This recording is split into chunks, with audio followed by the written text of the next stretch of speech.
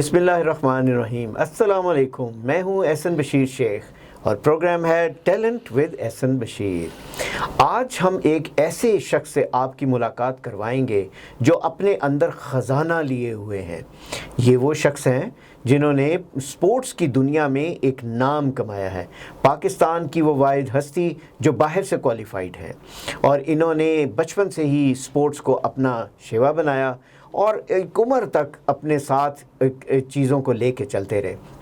آج ہم ملیں گے، اب میرے مہمان ہیں آج کے پروگرام کے لیے عامر بلال صاحب۔ عامر صاحب کیسے ہیں آپ؟ بہت شکریہ احسن صاحب، آپ نے پروگرام میں مدعو کرنے کا بہت شکریہ، اور امید ہے کہ ہماری گفتگو آج سیر حاصل رہے گی، اور میں کوشش کروں گا کہ اس مختصر سے وقت میں آپ کے ناظرین کے لیے جو بھی انفارمیشن ہو سکے وہ میں مہیا کروں۔ بہت خوب سر میں آپ سے جو جاننا چاہوں گا وہ یہ کہ ایک سب سے پہلے تو پروگرام کے لیے اور ویورز کے لیے آسانی کے لیے ذرا ایک اپنے بارے میں کچھ ہمیں بتائیے گا، اور پھر انشاءاللہ ہم اسی سے گفتگو کو آگے بڑھاتے جائیں گے۔ تو سر، آپ کا یہ سپورٹس کا شوق اور باقی کوالیفیکیشنز اور باقی آپ کیا کرتے رہے اور کیسے اور کہاں کہاں رہے، ذرا تھوڑا سا ہمیں بتائیں تو صحیح۔ احسن صاحب، میرا تعلق ایک ایسے خانوادے سے ہے جہاں پہ سپورٹس جو ہے وہ اوڑھنا بچھونا تھی۔ میرے والد صاحب خود پاکستان کے بڑے مایہ ناز باسکٹ بال کے کھلاڑی بھی رہے، اور اس کے علاوہ پاکستان اور انٹرنیشنل باسکٹ بال کوچ رہے۔ وہ واحد پاکستانی کوچ ہیں جنہوں نے امریکہ سے کوچنگ کی تربیت حاصل کی اور کوالیفائڈ کوچ ہوئے، بلکہ ان کو پریزیڈنٹ جیرلڈ فورڈ جو تھے امریکہ کے، انہوں نے ان کو سپورٹس ایمبیسڈر کے اعزاز سے نوازا 1975 میں۔ تو باسکٹ بال تو میں بچپن سے ہی کھیلتا چلا آ رہا ہوں۔ پھر بعد میں مجھے جب پاک فوج میں خدمات سر انجام دینے کا موقع ملا تو میں نے پاکستان آرمی کو بھی نیشنل لیول پہ ریپرزینٹ کیا، اور میں انٹرنیشنل اولمپک کمیٹی کا کوالیفائڈ کوچ ہوں باسکٹ بال میں۔ اس کے علاوہ جو ایک چیز جو مجھے شاید تھوڑی سی ممتاز کرتی ہے وہ یہ ہے کہ میں نے بارسلونا سے اسپین سے ایک ڈگری حاصل کی، وہ ہے اسپورٹس فار ڈیولپمنٹ میں ماسٹرز کی ڈگری۔ یہ ڈگری یونیسکو کے پروگرام کے تحت میں نے حاصل کی، اور یہ دنیا بھر سے 40 کے قریب تقریباً افراد تھے جن کو ہینڈ پک کیا گیا، اور یہ اسپورٹس فار ڈیولپمنٹ کی ڈگری ہے جو کہ میں پاکستان کا واحد ایسا کھلاڑی کہہ لیں یا ایسا سپورٹس مین یا سپورٹس کا شوقین کہہ لیں جس کو یہ ڈگری حاصل کرنے کا موقع ملا۔ اور اس کے علاوہ مجھے پاکستان کرکٹ بورڈ میں بھی میڈیا ایڈوائزر کی خدمات انجام دینے کا موقع ملا۔ بہت خوب، ماشاءاللہ سر، آپ تو ایک خزانہ ہیں جو آپ نے اپنے اندر جو ہے وہ سمویا ہوا ہے۔ سر یہ بتائیے کہ آپ کیا سمجھتے ہیں کہ یہ جو ملکوں کی اور قوموں کی زندگی کے اندر کھیل کا کس قدر ہاتھ ہوتا ہے ان کی ترقی کے اندر، اور وہ مواقع کیا ہیں جو کہ ہونے چاہیے اور مہیا کیے جانے چاہیے؟ کیا آپ سمجھتے ہیں کہ پاکستان اور پاکستان کے عوام اور دنیا میں کیا اسی طرح سے ہیں، انہی کے مقابلے میں؟ آج کل آپ کو پتہ ہے کہ ٹوکیو میں اولمپکس بھی ہو رہے ہیں، لیکن اولمپکس میں کچھ وجوہات کی بنا پر ہمارا اسکواڈ تو سر دیکھیں کچھ کم ہی لوگوں پر محیط ہے۔ ہماری اتنی بڑی پاپولیشن میں سے صرف 10 لوگوں کا اسکواڈ کا ہونا، سر آپ کیا سمجھتے ہیں کہ یہ جو چیز ہے اس کو کیسے ہم اس پہ عبور حاصل کر سکتے ہیں، اور ہم کیا کر سکتے ہیں اس کے لیے؟ احسن صاحب، آپ کا سوال بہت سارے سوالات کا مجموعہ ہے۔ بہرحال مختصراً یہ کہ کسی بھی قوم کی جو اہمیت ہے یا اس کی شناخت جو ہے دنیا بھر میں، وہ بہت ساری چیزوں پر بیس کرتے ہوئے ہوتی ہے، جس میں ایک چیز جس کو ہم ہیومن ڈیولپمنٹ انڈیکس کہتے ہیں۔ انفارچونیٹلی اس وقت پاکستان کا دنیا میں جو نمبر ہے HDI میں یا ہیومن ڈیولپمنٹ انڈیکس میں، وہ تقریباً 143واں ہے۔ یہ ہیومن ڈیولپمنٹ انڈیکس آپ بہت ساری چیزوں سے اخذ کرتے ہیں، جس میں تعلیم، صحت اور آپ کی اکنامک صورتحال اور اس کے ساتھ اس میں ایک فیکٹر یہ بھی ہے جو کہ کھیلوں سے متعلق ہے. کھیل جو ہوتے ہیں وہ کسی قوم کی شناخت کا ذریعہ ہیں, وہ اس کے کلچر کو بھی ریپرزینٹ کرتے ہیں. سپورٹس ایک پرفارمنگ آرٹ بھی ہے, اور جیسے کہ آپ نے کہا کہ یہ ہمارے یہاں پہ اولمپکس کی آپ نے بات کی, تو وہ ہماری کمپیٹیٹیو سپورٹس کے اندر آ جاتا ہے. لیکن آپ یوں سمجھ لیں, مختصراً میں ناظرین کے لیے یہ بتاتا چلوں کہ جیسے ایک عمارت ہے, اور اس عمارت کی کو آپ اس کی جب آپ عمارت بناتے ہیں تو اس کی ایک فاؤنڈیشن ہے, اس کی دیواریں ہیں, اس کی چھت ہے. تو یہ جو کمپیٹیٹیو سپورٹ ہے احسن صاحب, یہ آپ سمجھ لیں کہ یہ چھت ہے, یہ اس کی سب سے اس تکون کا سب سے اوپر کا کنارہ ہے. لیکن اگر نیچے سے تکون خالی ہے, یعنی اگر آپ کے کھیلوں کے میدان اسکولوں میں آباد نہیں ہیں, یا آپ کی جو ہمارے جو کمیونٹی بیسڈ سپورٹس کلبز ہیں وہ وہاں پہ آرگنائز سپورٹس نہیں ہے, یا ہمارے والدین بچوں کے, یہ بہت اہم فیکٹر ہے, وہ اس کے اندر توجہ نہیں دیتے اور وہ صرف بچوں کے گریڈز پر مرکوز ہیں, یا ہمارے وہ اساتذہ جو کھیلیں منعقد کرواتے ہیں, آرگنائز کراتے ہیں, یا جو وہ تمام سپورٹ سٹاف جو ایون کمپیٹیٹیو سپورٹس کراتا ہے جیسے کوچز وغیرہ, وہ اگر کوالیفائڈ نہ ہوں تو پھر آپ ایک اچھا پروڈکٹ تیار نہیں کر سکتے. یہ بچوں سے اور والدین سے یاد آیا کہ کہا جاتا تھا کہ کھیلو گے کودو گے ہوگے خراب, اور پڑھو گے لکھو گے بنو گے نواب. تو کیا یہ سپورٹس میں کیا پڑھائی لکھائی کا کوئی عمل دخل نہیں ہے؟ اور کیا اس کے لیے یونیورسٹیز اور یہ چیزیں نہیں, جیسے آپ نے باہر سے تعلیم حاصل کی, باہر سے کوالیفیکیشن بھی اس کے اندر حاصل کی, تو کیا اب یہ دونوں چیزیں ایک ہیں یا کہ ابھی بھی مختلف ہیں؟ جی, ساری دنیا میں اب یہ یکساں ہیں, یعنی یہ کو کیریکولر ایکٹیویٹی ہے. کھیلیں ایک کو کیریکولر ایکٹیویٹی ہے. ہمارے ملک میں بدقسمتی سے یہ ابھی تک ایکسٹرا کیریکولر ایکٹیویٹی ہے.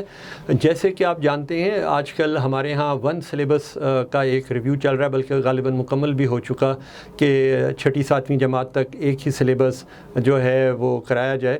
تو اس کے اندر جہاں تک میری انفارمیشن ہے, میرا نہیں خیال کہ ابھی تک اس میں کہیں کھیلوں کے سلیبس کو بھی ریویو کیا گیا ہو یا انٹیگریٹ کیا گیا ہو, یا اس کو ایز کو کیریکولر ایکٹیویٹی کے طور پہ شامل کیا گیا ہو. یہاں پہ میں ایک اور بات بھی اپنے ناظرین کو جلدی سے بتاتا چلوں کہ کھیلوں کی کہ جو تعلیم کی جو ڈیفینیشن ہے جو یونیسکو کے مطابق ہے, اس میں کوگنیٹو, اسپرچول اور فزیکل ایجوکیشن تینوں شامل ہیں.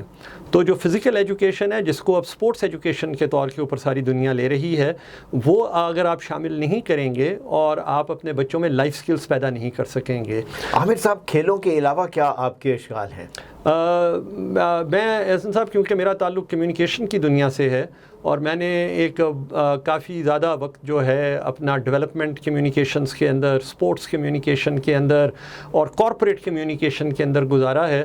تو کمیونیکیشنز میں اور پھر زیادہ تر تحقیق, درس و تدریس, یہ میرے شوق ہیں جو میں کھیلوں کے علاوہ رکھتا ہوں. اچھا, کہا جاتا ہے کہ ہر انسان گنگناتا تو ہے, کبھی آپ کو موسیقی کی طرف بھی سننے کا اور کیا اس کا بھی شوق ہے؟ احسن صاحب, مجھے اللہ تعالیٰ نے اچھے کان دیے ہیں. میں موسیقی بہت شوق سے سنتا ہوں کیونکہ موسیقی روح کی غذا ہے, اور لیکن گنگنانے والی جو بات ہے وہ اس سے میں آری ہوں. تو میں چاہوں گا کہ آپ جب اپنا کوئی اور ایسا پروگرام کریں جس میں آپ کسی اچھے موسیقار کو لائیں, تو امید ہے کہ آپ کے ناظرین اس سے مستفید ہوں گے اور ہمیں بھی بعد میں وہ پروگرام دیکھنے کا موقع ملے گا. عامر صاحب, کیا سمجھتے ہیں آپ کہ ہمارے ہاں یونیورسٹی لیول کے اوپر فقدان ہے سپورٹس کا, یا آپ سمجھتے ہیں کہ بچوں کو چھوٹی عمر سے ہی خاص سپورٹس کے لیے سلیکٹ کر کے ان کو پھر اسی میں ٹریننگ دی جائے, جیسے باہر کی یونیورسٹیوں میں کوچنگ ہے؟ کرکٹ ایک زمانے میں ہمارا ایک بہت نیشنل سپورٹس رہا ہے, لیکن مجھے دکھ سے ایک بات کہنا پڑتی ہے کہ ہاکی جیسی کھیل جو کہ پاکستان کا ترہ امتیاز تھی اور ایک نشان تھا, وہ آج بالکل کہیں نظر نہیں آتی. اس کی کیا وجہ ہے؟ اور آپ کے ذہن میں, اور آپ جیسی ہستی جو ہے جو اتنی کوالیفائڈ ہے, وہ کیا سمجھتے ہیں کہ اس کے ریوائول کے لیے, ہاکی کے ریوائول اور اسکواش کے ریوائول کے لیے ہمیں کن چیزوں پہ عمل کرنا چاہیے تاکہ ہم دوبارہ سے ان کی طرف آ سکیں؟ میں آپ کے اس سوال کو ریورس سائڈ سے شروع کرتا ہوں, یعنی ہاکی اور اسکواش. دیکھیے, اسکواش کے ساتھ تو تھوڑا سا مسئلہ یہ ہے کہ یہ ویورز گیم نہیں ہے, یعنی اب حالانکہ گلاس کورٹس آ گئے ہیں, تو پھر اس کی وجہ سے بھی چند جو لوگ ہیں وہ اسکواش کورٹ کے ارد گرد جمع ہو جاتے ہیں اور اسکواش کو دیکھتے ہیں. لیکن اسکواش کے ساتھ مسئلہ یہ رہا کہ ہم نے کوشش کی ہے کہ ہم کسی نہ کسی طرح سے نواں قلی سے کوئی نہ کوئی چیمپئن خود ہی پکڑ کے لے آئیں. ایسا ممکن نہیں ہے کیونکہ ہمارے ہاں اسکواش اسکولس کے اندر نہیں ہوتی ہے, اور میرا بہت اس پر زور ہے کہ ہماری جیسے اسکواش فیڈریشن ہے اس کو چاہیے ہے کہ وہ انٹر اسکول مقابلے کرائے, اور کچھ نہیں تو پاکستان ایئر فورس کے لیول کے اوپر ان کو اپنے اسکولس کے اندر انٹر اسکول مقابلے کرانے چاہیے اور چھوٹے چھوٹے اسکواش کورٹ بنانے چاہیے, تبھی ہم اسکواش کے کھلاڑی وہاں سے پیدا کر سکیں گے, اور کوالیفائڈ کوچز ہونے چاہیے بچوں کی ٹریننگ کے لیے. ہاکی میں مختصراً آپ کو بتاتا چلوں کہ آسٹرو ٹرف جب آ گئی تو آسٹرو ٹرف کے آنے سے اسکواش ہاکی کے بہت سارے جو کھیل کے قواعد ہیں ان میں تبدیلی ہو گئی ہے. اور سب سے بڑی بات, چاہے وہ ہاکی ہو, اسکواش ہو, باسکٹ بال ہو, ایون کرکٹ ہو, سب سے زیادہ جو امپورٹنٹ چیز ہے کسی بھی کھیل میں وہ فزیکل فٹنس ہے. اگر آپ فزیکلی فٹ نہیں ہیں تو آپ اچھے لیول کے اوپر پرفارم نہیں کر سکیں گے. آپ کی ٹیکنیک جو ہے آج کل کھیلوں کی ٹیکنیک, اس کی جو بیس ہے وہ آپ کی اعلیٰ فزیکل کنڈیشننگ ہے, اور اس معاملے میں ہم جو ہیں ابھی بہت پیچھے ہیں اور ہمیں اس پہ بہت محنت کرنے کی ضرورت ہے. عامر صاحب, کاش کہ ہمارے پاس اور وقت ہوتا تو ہم آپ سے اور گفتگو کرتے. اس محدود وقت کے اندر اتنا ہی آپ سے جان سکے, اور آپ کا بہت بہت شکریہ کہ آپ نے اپنے قیمتی وقت میں سے ہمیں یہ وقت عنایت کیا اور لوگوں کو بتایا کہ سپورٹس کیا ہے اور سپورٹس میں آگے ترقی کیسے ممکن ہے اور پاکستان کہاں کھڑا ہے. سر, ونس اگین بہت بہت شکریہ ہمارے پروگرام میں تشریف لانے کا. بہت شکریہ. With this, we will take a short break and come back after this.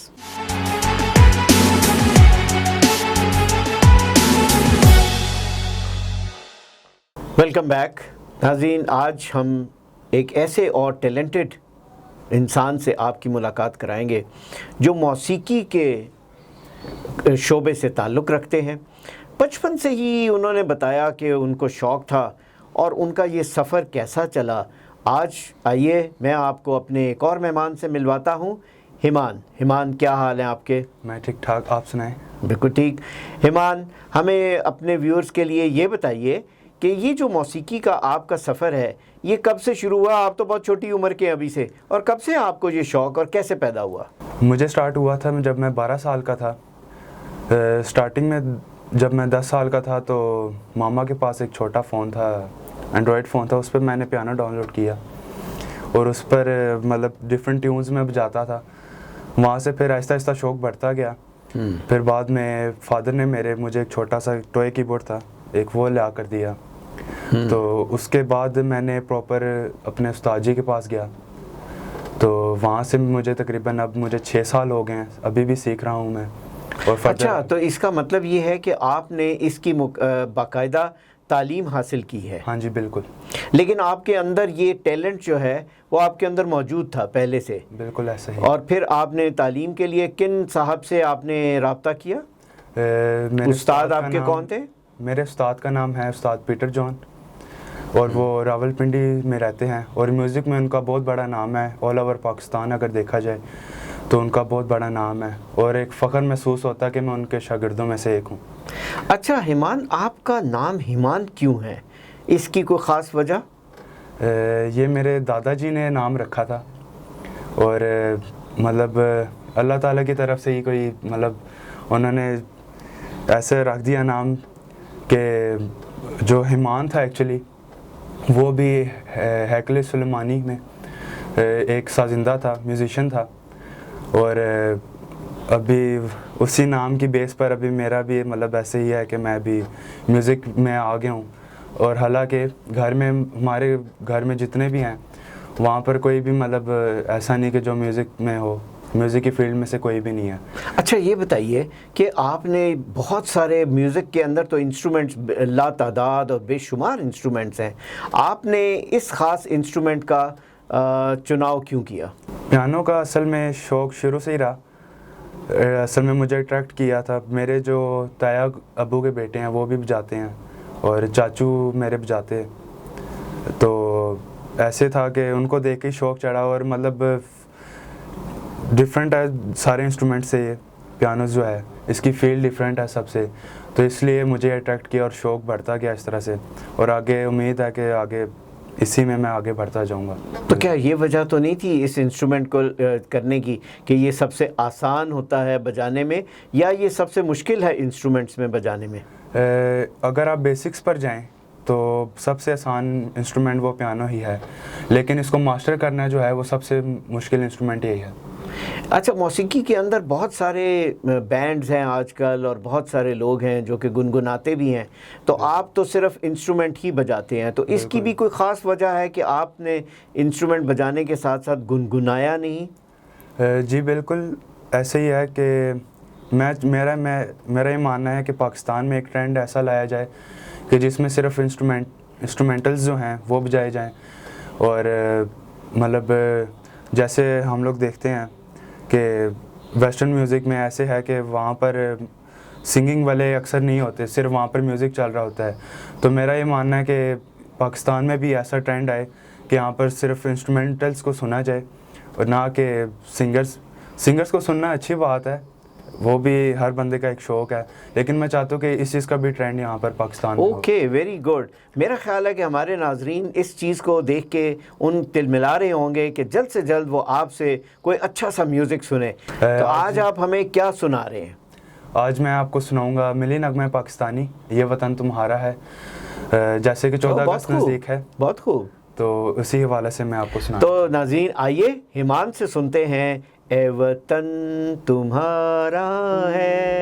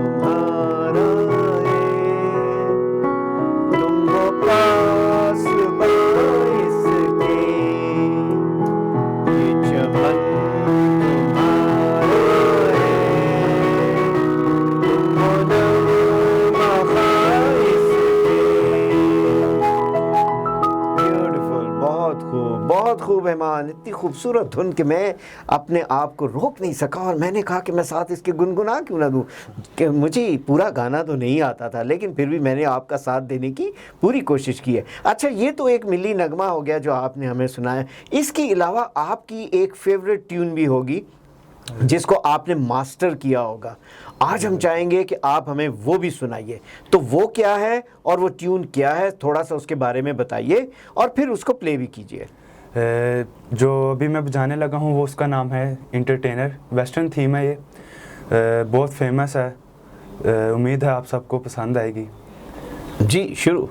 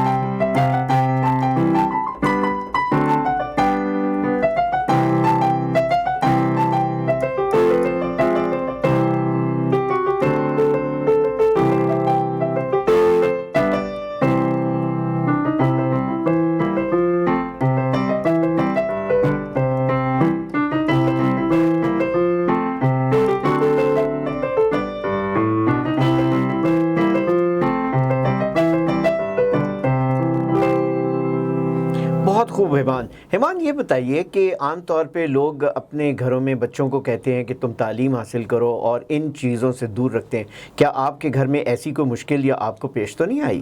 بالکل بھی نہیں. میرے گھر والوں نے بہت زیادہ سپورٹ کیا مجھے. میرے بھائی ہیں سب سے بڑے. جب میں چھوٹا تھا تو ظاہر سی بات ہے اکیلا نہیں جا سکتا تھا, تو میرے جو سب سے بڑے بھائی ہیں انہوں نے مجھے تقریباً ابھی بھی بلکہ ایسا ہوتا ہے کہ وہ مجھے لے کر جاتے ہیں, لے کر آنا واپس لانا. تو آپ کے اب فیوچر پلانز کیا ہیں؟ اس سے آگے کا سفر اب آپ کیا کرنا چاہتے ہیں؟ ابھی ساتھ ساتھ پڑھائی جاری ہے میری. ابھی میں نے ریسنٹ دیے تھے پیپرز 12th گریڈ کے اپنے, تو آگے ابھی یونیورسٹی میں آگے بھی تعلیم حاصل کرنی ہے اور ساتھ ساتھ اس کو بھی میں نے ماسٹر کرتے جانا ہے. بہت خوب ہیمان, آپ کا بہت شکریہ کہ آپ ہمارے اس ٹیلنٹ پروگرام کے اندر تشریف لائے. اور ناظرین, اب آپ نے فیصلہ کرنا ہے کہ ہیمان کی ٹیونز کیسی تھیں. مجھے تو بہت پسند آئیں.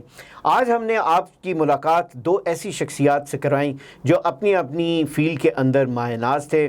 ایک سپورٹس کے اندر تھے اور دوسرے میوزک کے اندر تھے. اسی کے ساتھ آج پروگرام کا وقت ادھر ہی ختم ہوا جاتا ہے. مجھے احسن بشیر کو اجازت دیجیے. آئندہ پروگرام میں انشاءاللہ ہم آپ کی ملاقات اور کچھ ٹیلنٹڈ لوگوں سے کروائیں گے. سو دیکھتے رہیے talent show with Ahsan Bashir Sheikh.